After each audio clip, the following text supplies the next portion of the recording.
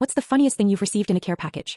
Iraq 2008. My grandmother had been sending me packages every month, cookies, jerky, magazines, the usual stuff. But the August package was different, way heavier than normal. I opened it in front of my entire squad. The first layer looked normal, cookies, some candy and a couple magazines. Underneath was something wrapped in about 10 layers of bubble wrap and duct tape. My grandmother wasn't taking any chances with whatever this was. I unwrapped it slowly. The guys were gathered around like it was Christmas morning. Final got to the center and pull out a full-size ceramic garden gnome, bright red hat, blue jacket and fishing pole in his hands. A card taped to his head read, "This is Gerald, he's your battle buddy now."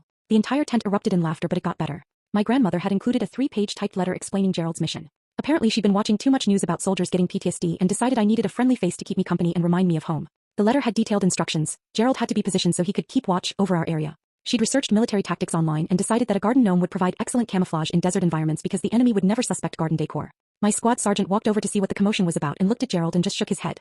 "Well, I've seen soldiers bring teddy bears, but this is a first." "What's his rank?" Without missing a beat I said, "He's a specialist, Sergeant. Specialize in morale and perimeter security."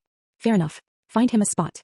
So we did. We set Gerald up on a sandbag next to our bunker. Within hours other soldiers were coming by to meet him. Word spread fast. Delta Company's got a garden gnome on security duty, but here's where it gets really funny. My grandmother had apparently coordinated with other family members. Over the next few months care packages started arriving with accessories for Gerald. My aunt sent a tiny Kevlar helmet that actually fit him perfectly. My cousin shipped a miniature flak jacket. My uncle, a Vietnam vet, sent military patches to put on Gerald's jacket. Gerald became the unofficial mascot of our FOB. Soldiers would pose for pictures with him before patrols. New guys had to be introduced to Gerald as part of their orientation. The base photographer even included him in official unit photos.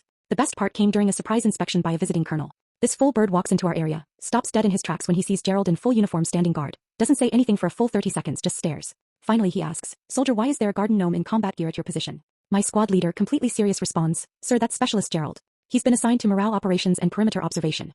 His grandmother wrote a letter confirming his deployment. The colonel actually read the letter all 3 pages, started chuckling halfway through. When he was finished he was laughing so hard he had to sit down. "This is the best psychological operations brief I've read in 20 years, he said. "Gerald's doing important work here. Carry on." Gerald deployed with us for 15 months, never missed a day of duty, survived 2 mortar attacks and a sandstorm that lasted 3 days. When we rotated home there was serious discussion about Gerald's next assignment. My grandmother solved the problem. She'd already ordered 6 more gnomes, 1 for each soldier in my squad.